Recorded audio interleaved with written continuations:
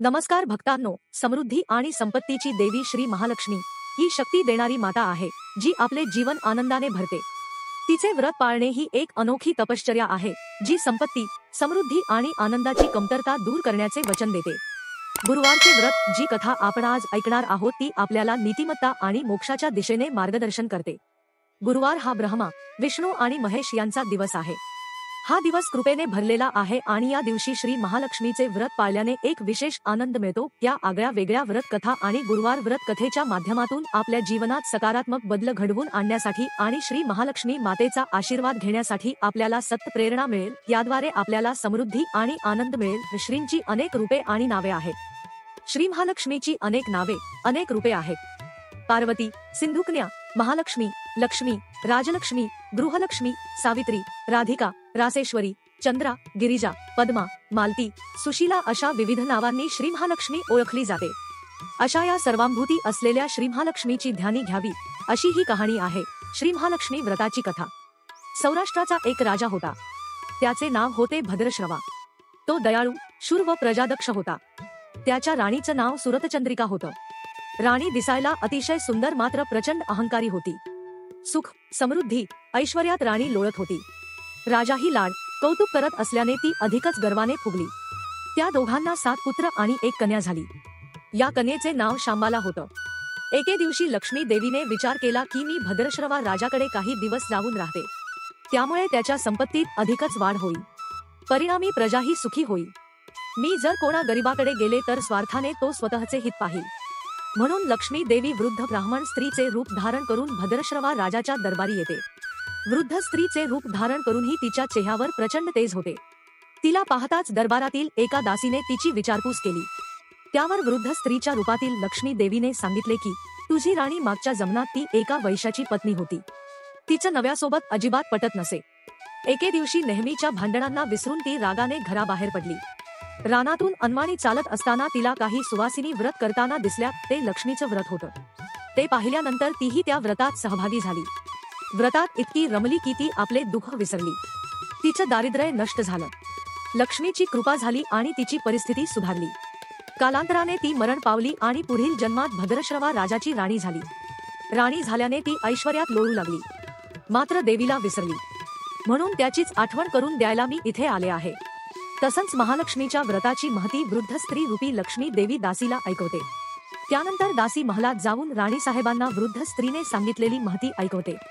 मात्र राजवैभवात लोळणाऱ्या तिला या गोष्टीचा प्रचंड राग येतो आणि बाहेर येऊन ती दारात उभी असलेल्या वृद्ध स्त्री रूपी लक्ष्मी देवीचा अपमान करते।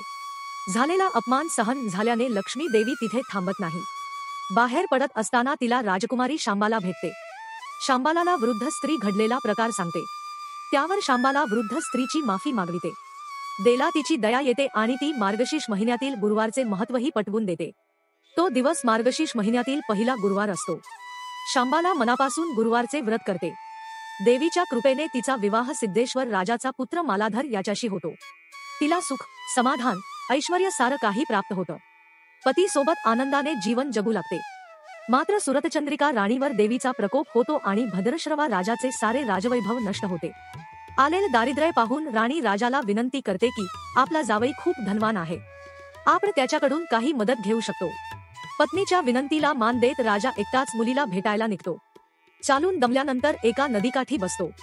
तिथे पाणी भरायला येणाऱ्या दास्या त्याची विनम्रतेने चौकशी करतात। तेव्हा तो राणी शांबालाचा वडील असल्याचे समजते। ही खबर दासी राणीपर्यंत पोहोचवतात। तेव्हा राज पोशाख पाठवून अगदी थाटामाटात शांबाला वडिलांचे स्वागत करते। पंचपक्वान्नांचं भोजन होतं। परतताना जावई सुवर्णमुद्रांनी भरलेला हंडा राजासोबत देतो। राजा परतल्यावर सुरतचंद्रिकेला प्रचंड आनंद होतो। मात्र हंडा उघडताच त्यात कोळसे दिसतात। नशिबाला दोष देत असेच काही दिवस निघून जातात। मग सुरतचंद्रिका एक दिवस मुलीच्या सासरी जाते। तो दिवस मार्गशीर्ष महिन्यातील शेवटचा गुरुवार असतो। त्या दिवशी शांबालाने महालक्ष्मीचे व्रत केलेले असते। तिला मागचा जन्म आठवतो आणि त्यानंतर ती पुन्हा लक्ष्मीचे व्रत करू लागते। त्यानंतर तिला पुन्हा ऐश्वर्य प्राप्त होते। राजा आणि ती आनंदाने जगू लागतात। काही दिवसांनंतर शांबाला आपल्या माहेरी येते।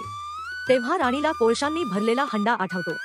त्यामुळे तिचे कोणत्याही प्रकारचे आदरातिथ्यम ती करत नाही, याउलट अपमान करते। सासरी परताना तिला काहीच देत नाही। मात्र याचं कोणतंही दुःख करून घेता मुठभर मीठ घेऊन ती सासरी परतते. सासरी आल्यानंतर पती मालाधर तिला विचारतो, माहेरून काय आणलंस? त्यावर ती उत्तरते, मी तिथेलं सार आणले आहे. याचा अर्थ काय?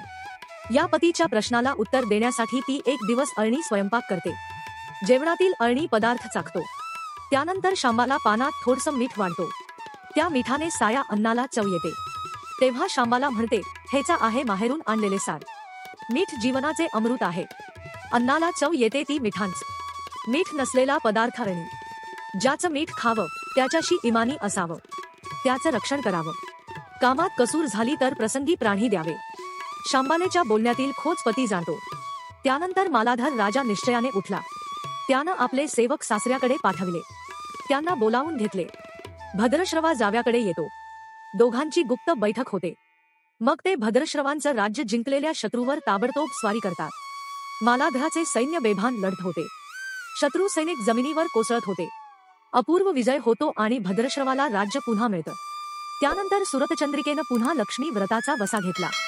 तो आजन्म पाळते. या व्रतामुळे राजाराणी सुखी झाले. महालक्ष्मीची ही कथा कहाणी गुरुवारची सुफ संपूर्ण.